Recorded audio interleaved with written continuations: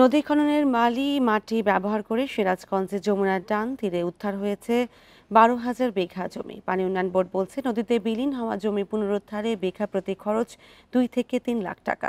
এই উদ্যোগে ক্ষতিগ্রস্তরা জমি ফেরত পাবার পাশাপাশি তৈরি হয়েছে শিল্প স্থাপনের সুযোগ। বান্ডেল থাকলে প্রতি সেনমানিতে টাকা বাঁচবে। বিকাশ সেনমানি বান্ডেল কিনে জিতুন প্রতি লেনদেনে। চীন ভারত পেরিয়ে উত্তরের জেলা কুড়িগ্রাম দিয়ে বাংলাদেশে প্রবেশ করেছে ব্রহ্মপুত্র নদ। গাইবান্ধা থেকে গোয়ালন্দ পর্যন্ত এটি যমুনা নদী নামেই পরিচিত। প্রস্থে প্রায় 10 মাইল, এই নদীর দুই তীরই ভাঙন প্রবণ। প্রায় 600 কোটি টাকা ব্যয়ে দুটি প্রকল্পে সিরাজগঞ্জে যমুনা নদীর খনন ও 4টি স্পার নির্মাণের কাজ শেষ হয় 2017 সালে। পানি উন্নয়ন বোর্ডের এই উদ্যোগে যমুনার ডান তীরে ভাঙন স্থায়ীভাবে বন্ধের পাশাপাশি উদ্ধার হয় নদীতে বিলীন হওয়া বিপুল পরিমাণ জমি।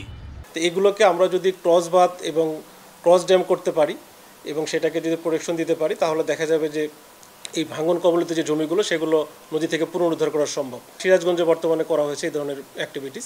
সেখানে প্রতি বিঘা জমিতে 2 থেকে 3 লাখ টাকার মতো খরচ হয়েছে। সেখানে প্রায় 12,000 বিঘা জমি পুনরুদ্ধার হয়েছে। যমুনার ডান তীরে উদ্ধার হওয়া জমিতে বড় শিল্প কারখানা স্থাপনের সুযোগ সৃষ্টি হয়েছে। এতে সিরাজগঞ্জে নতুন করে 10 লাখ কর্মসংস্থানের আশা সংশ্লিষ্টদের। এছাড়া স্থানীয়রাও নদীগর্ভে বিলীন হওয়া শত শত বিঘা জমি ফিরে পেয়েছেন।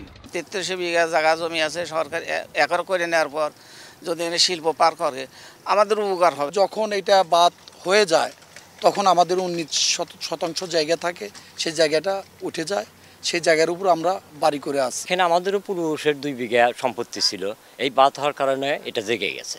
এখন এই জমির মূল্য প্রায় 2 কোটি টাকা। বগুড়া প্রতি বছর অন্তত 1000 বিঘা জমি হারায় যমুনা গর্ভে। নদী খনন সহ ভাঙন রোধে স্থায়ী ব্যবস্থা নিলে এই জমি উদ্ধার সম্ভব বলছেন সংশ্লিষ্টরা। Hasibur Rahman, independent news, Sirajganj.